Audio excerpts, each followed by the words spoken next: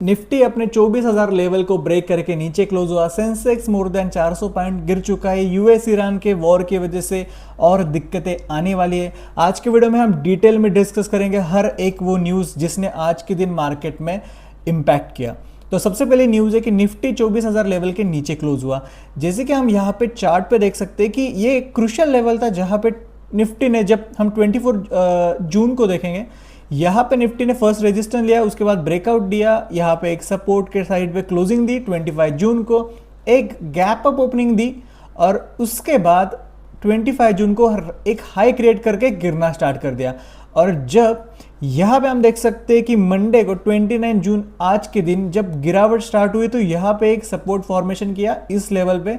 तो हमें लगा कि यहाँ से एक सपोर्ट यहाँ पे क्रिएट हो जाएगा क्योंकि 24,000 लेवल बहुत ही ज़्यादा क्रूशियल लेवल है। हम यहाँ पे देख सकते हैं कि 24,000 से एक बाउंस देखने को मिला, बट उसके बाद अभी निफ्टी ने 24,000 को ब्रेक कर दिया है और नीचे के साइड अभी ऑलमोस्ट अराउंड 23,900 के आसपास अपना लेवल यहाँ पे कंसोलिडेशन करना स्टार्ट कर दिया है। बट 24,000 एक क्रूशियल लेवल था, तो आने वाले दिनों में हमें और भी नीचे गिरावट देखने को मिल सकती है, जहाँ पे हम देख सकते हैं एक रेजिस्टेंस के बाद ऊपर के साइड ब्रेक क्लोजिंग दी।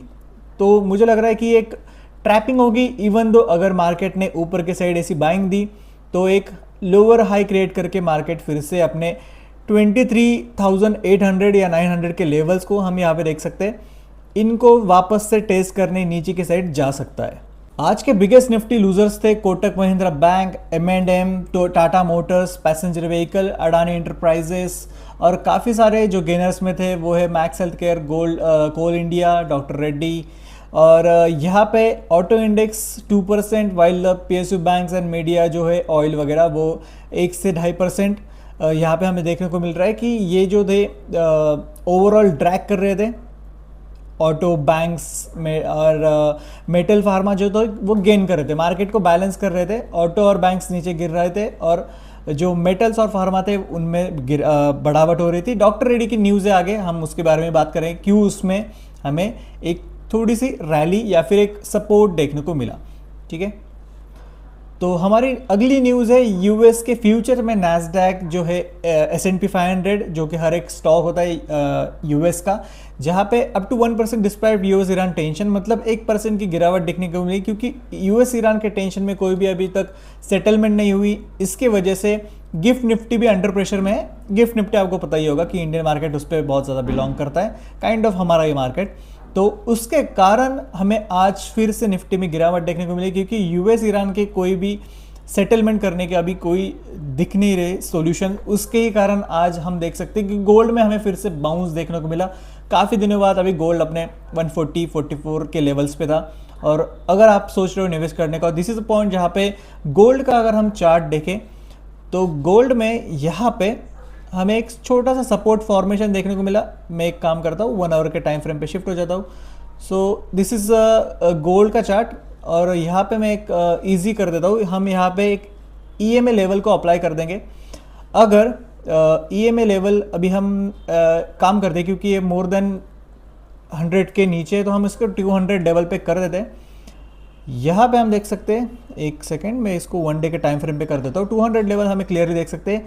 तो इस लेवल पे ये देखो, ये जो लेवल था, ये वाला लेवल एक अच्छा स्वीट पॉइंट है। 200 लेवल का सपोर्ट यहाँ पे इतने दिनों बाद देखने को मिला। ये देखो 200 लेवल हमें 23 मार्च को देखने को मिला था। उस टाइम 130 के आसपास 24 कैरेट्स ये जो प्राइस है ये गोल्ड की 24 कैरेट्स है, यहाँ पे बाउंस देखने को मिला। इस लेवल के बाद एक अच्छी रैली देखने को मिली और अभी 200 के लेवल के EMA के ऊपर ट्रेड अपना गोल्ड कर रहा है। तो शायद से ब्रेक होने के चांसेस बहुत कम है और ब्रेक भी हो जाए तो अभी हम देख सकते हैं 200 लेवल को जहाँ भी टच किया था वहाँ से गोल्ड में एक अच्छी रैली देखने को मिली थी। This is not a financial advice, but आप अपनी रिसर्च गोल्ड में ज़रूर कर सकते हैं। तो अगर आप टाटा मोटर में निवेश कर चुके हो या फिर करने वाले हैं तो दिस इज अ न्यूज़ जहाँ पे टाटा मोटर एंड इवेको की एक डील हुई है, जहाँ पे 6 lakh commercial business vehicles create करने का एक एम्बिशियस प्लान है, जो कि चंद्रशेखरन उनका एक स्टेटमेंट आया है जहाँ पे वो 6 लाख व्हीकल्स क्रिएट करने वाले हैं, जो कि एक बहुत बड़ी वैल्यूएशन क्रिएट करेगा अपनी कंपनी में। यहाँ पे हम देख सकते हैं कि The move creates a combined business with an initial value amount around 6 lakh vehicles, valuing the company among the rank the world fourth largest commercial vehicle. मतलब दुनिया की fourth largest commercial vehicle manufacturers रहेंगे ये 6 lakh vehicle जब जो करने का plan कर रहे हैं उसके हिसाब से। अभी आज के दिन तो टाटा मोटर्स ने ऑलमोस्ट 2% की गिरावट देखने को मिली क्योंकि मार्केट ही काफ़ी ज़्यादा वीक था। ओके, यहाँ पे हम उनका स्टेटमेंट देख सकते हैं। Together we will be in a range of 6 lakh vehicle to start and easily see us crossing 1 million vehicles in the years to कम।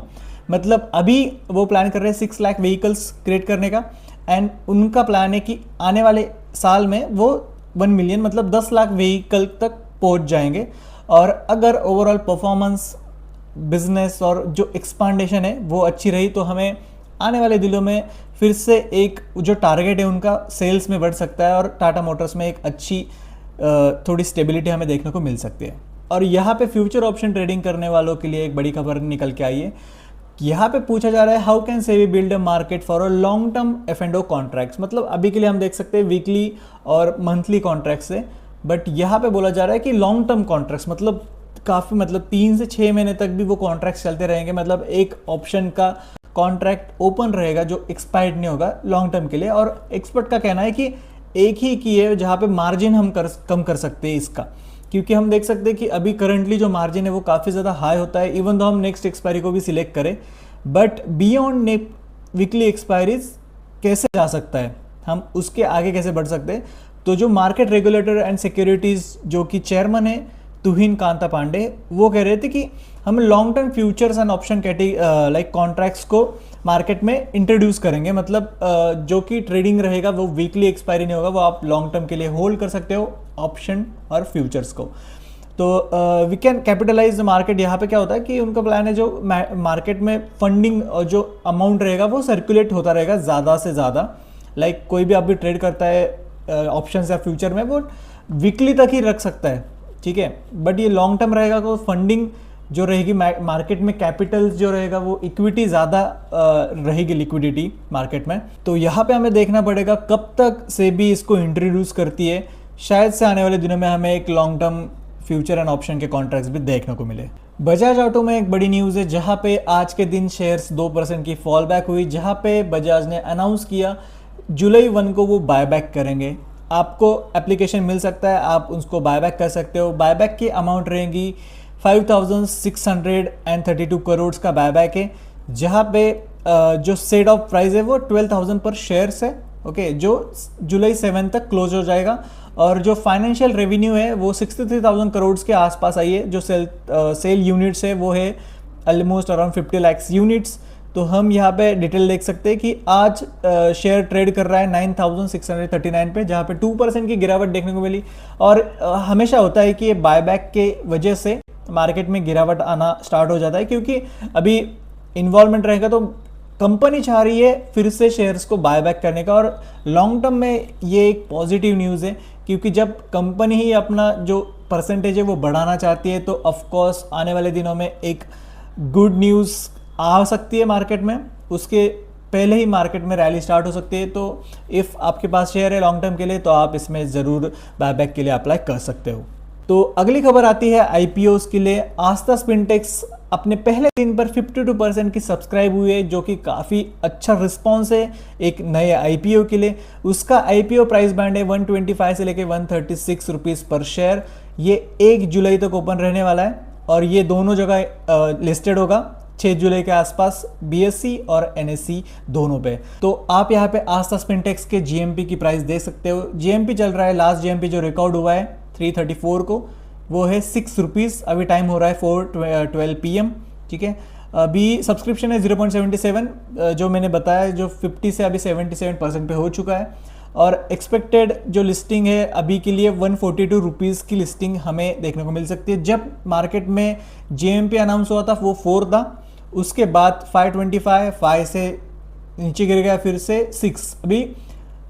अभी रिलीज़ हुआ तो अभी 6 पे है। आने वाले दिनों में अभी तो 29 जून है, तो 6 जुलाई तक मतलब रिलीज़ है, तो 1 जुलाई को उसकी क्लोजिंग है।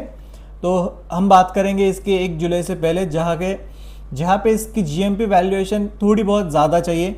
अभी परसेंटेज वाइज तो थोड़ा कम है, बहुत ही ज़्यादा, बट पॉजिटिव रिस्पॉन्स है, 4% की अभी गेन है आस्था आईपीओ में। अगर आप सोच रहे हो अप्लाई करने का तो हम इसके बारे में डिटेल में वीडियो बनाएंगे, फिर आप उसके बाद अपना डिसीजन ले सकते हो। तो हिंदुस्तान एरोनॉटिक्स शेयर होल्डर के लिए एक बढ़िया खबर है, जहां पे 10 रुपीज़ का डिविडेंड अनाउंस किया है। शेयर ने 1% का फॉल दे दिया, शायद से 10% का डिविडेंड किसी को पसंद नहीं आया। तो ओवरऑल ये फाइनेंशियल रिजल्ट्स पे भी डिपेंड होता है कि यहाँ पे हम देख सकते हैं वी आर ट्रेडिंग एट 4318, जहाँ पे वो 1.16% की गिरावट हमें आफ्टरनून में देखने को मिली। और डिविडेंड अनाउंस हुआ लाइक मंडे के दिन, मतलब आज के दिन 10 रुपीज़ का डिविडेंड अनाउंस हुआ है। तो करंटली प्राइस चल रहा है 4342, एवरेज है, मतलब गिरावट नहीं कर सकते हम, अभी तो एवरेज चल रहा है। अभी अपडेट देखें तो 0.59% का हमें इसमें बैलेंस दिख रहा है। तो आने वाले दिनों में डिविडेंड आपके अमाउंट में पेड हो जाएगा 30 डेज के अंदर, जैसे ही शेयर होल्डर्स का अप्रूवल हो जाएगा। अगली न्यूज़ निकल के आती है हेक्सावेयर टेक्नोलॉजीज के बारे में, जहां पे स्टॉक में हमें 7% की एक जंप दिखाई दी और इसका कारण है एआई पार्टनरशिप। तो डिटेल में डिस्कस करेंगे। तो यहाँ पे हम देख सकते हैं कि जो स्टॉक गेन्स था वो एंट्रोपेटिक ऑथराइज रीसेलर्स अनाउंसमेंट के कारण हुआ है, जहाँ पे हम देख सकते हैं कि Hexaware will resale cloud advancing it's AI first strategy. तो उन्होंने अपना जो क्लाउड एआई इंजन वो है एजेंट, उसको रीसेल के लिए निकाला है, उसके कारण ये एक जंप देखने को मिली है हमें स्टॉक में। डिटेल में बात करें तो यहाँ पे हम देख सकते हैं कि जब investor sentiment supported Hexawares announced last week that it has been named an enterprise resell for Amazon Bedrock. Okay, Amazon Bedrock को वो resell किया गया है, joining a select group for companies global authorized to resell cloud AI model। जैसे कि मैंने कहा कि AI मॉडल को लेके कुछ है जहाँ पे उन्होंने resell किया है, और ये एक पॉजिटिव है जहाँ पे Hexaware यूटिलाइजेशन कर रहा है, रीसेलिंग कर रहा है, ऑथराइज कर रहा है एंट्रोपिक ऑथराइज के साथ Amazon Bedrock पे। तो उसके कारण जो है, मतलब ये एक स्टेप होता है पार्टनरशिप का एआई के साथ, जो एआई फर्स्ट स्ट्रेटजी है, मतलब ये पहला कदम हम कह सकते हैं, जहाँ पे उसके कारण मार्केट में एक पॉजिटिव रिएक्शन हमें देखने को मिला और उसके कारण अभी शेयर ट्रेड कर रहा है 519 रुपीज़ पे।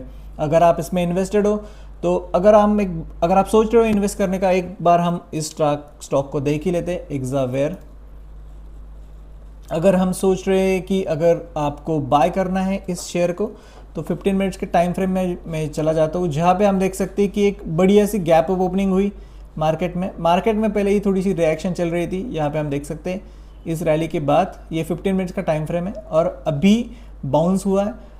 यहाँ पे एक पुल बैक मार्केट में दिखाया है। अगर इस लेवल को फिर से नीचे ना चला जाए इस गैप को फिलअप करने, तो अगर यहाँ पे एक हायर लो क्रिएट कर दे तो आप इस शेयर में फिर से री एंटर कर सकते हो। अगर आप पहले से बाय कर चुके हो तो शेयर्स में अभी भी ऊपर के लेवल्स को टच नहीं किया है। मैं एक काम करता हूँ 4 आवर्स के टाइम फ्रेम पे, ओके 3 आवर्स का टाइम फ्रेम, अभी भी इस लेवल तक स्टॉक ऊपर जा सकता है। करंटली जो ट्रेड कर रहा है यहाँ पे है, मतलब आने वाले दिनों में फिर से 6 to 7% की रैली इस स्टॉक में देखने को मिल सकती है। यहाँ पे एक बढ़िया न्यूज़ निकल के आई है, टाटा मोटर्स और Castrol India partner to launch use engine oil circularity pilot in Karnataka. तो यहाँ पे जो हजार्ड वेस्ट है, मतलब सपोज आपकी गाड़ी में जो ऑयल आता है वो जब आप चेंज करते हैं ऑयल तो वो वेस्ट है, काइंड ऑफ वेस्ट, जब आप नया फ्रेश ऑयल डालते हैं। बट टाटा मोटर्स और कैस्ट्रॉल इंडिया ने एक रिस्पॉन्सिबल मैनेजमेंट किया है कि यूज्ड ऑयल को फिर से यूज़ करने का, ठीक है। इंजन ऑयल जो यूज़ है उसके अंदर रस्टिंग होती है, उसको फिर से फिल्टराइजेशन करके फिर से यूज़ करने का, मतलब यहाँ पे रिसाइकलिंग होगी वो यूज्ड ऑयल की। तो यहाँ पे न्यूज़ है डॉक्टर रेड्डी लैबोरेटरीज की, share exchange rise 6 day to hit 52 weeks high. जैसे कि मैंने कहा डॉक्टर रेड्डी में अभी 52 वीक्स का हाई लगा है। तो यहाँ पे हम देख सकते हैं कि देर गेनिंग स्ट्रीक टू 6, मतलब 6 सेशन है और कंटिन्यूसली डॉक्टर रेड्डी में हाई लग रहे हैं। एक बार हम डॉक्टर रेड्डी के चार्ट को ओपन करते हैं, यहाँ पे हम रैली देख सकते हैं। मैं करंटली 1 डे के टाइम फ्रेम पे हूँ। 5th सेशन, मतलब कंटिन्यू 5 दिन से रैली लगा रहा था और अभी के टाइम अपने 52 वीक्स के हाई पर है, मतलब ये वाला हाई इसके पास शेयर ट्रेड कर रहा है।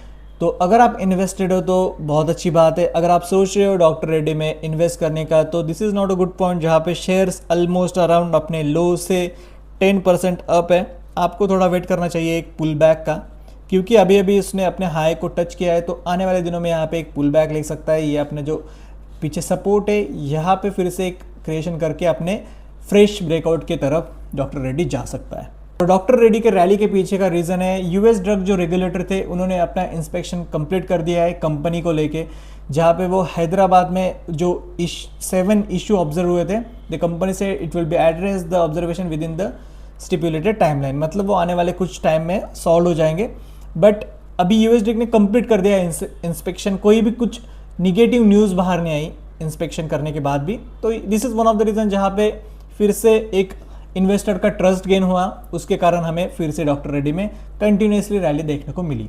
और यहाँ पे खबर निकल के आती है गोल्ड की, जहाँ पे safe haven status is a fading, मतलब कहा जाता है ना कि गोल्ड सबसे सेफेस्ट एसेट है जहाँ पे आप निवेश कर सकते हो, बट वो अभी थोड़ा धुंधला सा हो रहा है क्योंकि oil, the fed and the dollar are driving the decline, मतलब ऑयल और जो डॉलर में वहाँ पे डिक्लाइन देखने को मिल रहा है। यहाँ पे हम देखें तो गोल्ड यूएस ईरान के टेंशन के कारण गिरावट हो रहा है, उसके बाद ऑयल के प्राइजेस काफ़ी ज़्यादा बढ़ रहा है, तो इन्फ्लेशन की काफ़ी ज़्यादा डर है मार्केट में। मतलब सपोज अभी ये जो इन्फ्लेशन है, ऑयल बढ़ेगा तो हर एक चीज़ का दाम बढ़ेगा, उसके कारण गोल्ड की जो डिमांड है, मतलब जो गोल्ड खरीदने के लिए जो इवन दो रिटेलर को भी एक जो फंडिंग चाहिए उसकी भी कमतरता हो सकती है, क्योंकि इन्फ्लेशन बढ़ रहा है तो हर एक चीज़ का दाम बढ़ेगा। और इसके कारण US jobs data and fed signals are for the gold next move. अब वेट्स कर रहे हैं कि जॉब्स डेटा जब आएगा और फेड सिग्नल जब आएगा तब हम गोल्ड का जो नेक्स्ट मूव रहेगा उसके बारे में डिपेंड अभी उस पे है। अभी हमने जो गोल्ड का चार्ट देखा थोड़ी देर पहले 200 लेवल्स पे, तो सपोर्ट पे है, तो शायद से कंसोलिडेट कर सकता है अगर कोई बुरी न्यूज़ आई तो, क्योंकि जियो पॉलिटिकल क्राइसिस के कारण अभी जो सेफ हेवन एसेट्स का जो स्टेटस था वो अभी हायर लेवल को भी थोड़ा सा एक टेंशन देता है कि गोल्ड अभी कितनी हेवी मूवमेंट है जो अभी तक 10 साल में कभी गोल्ड में इतनी देखने को नहीं मिली। बट ये जो यूएस ईरान के टेंशन की वजह से करेंटली गोल्ड जो है अपने 40-60 लेवल पे है ounce on the Monday, while the gold का जो फ्यूचर है वो डिक्लाइन कर रहा है, मतलब वो नीचे गिर रहा है, जहाँ पे मंथली लॉसेस मोर देन 10% है, क्योंकि अभी गोल्ड कंटिन्यूसली फॉल हो रहा है। तो अभी हम सपोर्ट पे देखते हैं कि आने वाले दिनों में कोई एक बाउंस मिलता है कि नहीं। और यहाँ पे एक रीज़न बताया गया, the biggest factor weighing the bullion is a sharp rebound crude oil prices, यानी कि वही जो क्रूड ऑयल की प्राइजेस की हाइक हो रही है उसके कारण गोल्ड में हमें गिरावट देखने को मिल रही है। और मार्केट की सबसे बुरी खबर फॉर द स्टॉक इन्वेस्टर, जहाँ पे परसिस्टेंस सिस्टम में हमें 10% का फॉल देखने को मिल रहा है। यहाँ पे देख सकते हैं हम आईटी का इतना बढ़िया स्टॉक और आज के दिन इतनी ज़बरदस्त गैप डाउन के साथ ओपन हुआ। गैप डाउन करने के बाद भी स्टॉक ने कंटिन्यू फॉल हमें देखने को मिला और अपने लोवेस्ट लेवल पे, मतलब ये पीछे का सपोर्ट देख सकते हो आप, अपने पीछे के सपोर्ट्स पे इसने रुकावट दी। अगर आपको आइडिया नहीं होगा तो परसिस्टेंट ने एक जर्मनी की कंपनी नागारो है उसको एक्विजिशन करने का डिसाइड किया है। उन्होंने वो जस्ट कुछ दिनों पहले अनाउंस किया with a brokerage divided over the deal despite C strategy rational and expect the earning accretions. तो जहाँ पे ओवरऑल जो लग रहा है कि एक्विजिशन है वो 1.4 बिलियन का है, 140% प्रीमियम ऑफर किया है, मतलब ज़्यादा, उससे ज़्यादा 140% का प्रीमियम।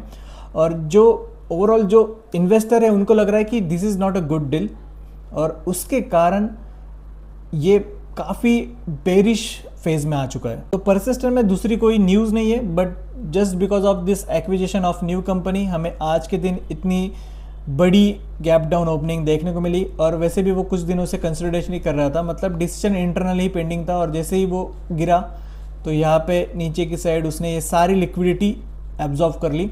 तो आने वाले दिनों में कुछ भी हो फाइनेंशियल रिजल्ट्स तो शायद से ये हमें बाउंस बैक करता हुआ दिख सकता है। और अगर आपने ये पीछे के लेवल्स अगर इसने ब्रेक कर दिए तो काफ़ी ज़्यादा नीचे और भी स्टॉक गिर सकता है, क्योंकि कोई सपोर्ट ही नहीं है जब तक यहाँ तक ना आए। अपने 3500 लेवल के एक जो क्रूशियल लेवल है, इस लेवल तक भी हमें परसिस्टेंट आते हुए दिख सकता है आने वाले दिनों में। तो ये डिपेंडेंट है, देखते हैं क्या होता है। अर्निंग्स भी उनकी रिलीज़ होने वाली है 16 जुलाई को, अब उस पर डिपेंड है कि ये सपोर्ट को सस्टेन करेगा या फिर सपोर्ट को ब्रेक करेगा। तो बस आज के लिए इतना ही। कैसे लगा आपको वीडियो मुझे कमेंट सेक्शन में ज़रूर बताना, और अगर आप सीखना चाहते हो निफ्टी ऑप्शन ट्रेडिंग तो पहले स्क्रीन पे दिखाई गई वीडियो पर क्लिक करें। ये स्ट्रैटेजी आपको हेल्प करेगी कैसे आप लिक्विडिटी या फिर स्टॉप लॉस हंटिंग से बच सकते हो। तो thank you so much for watching, bye.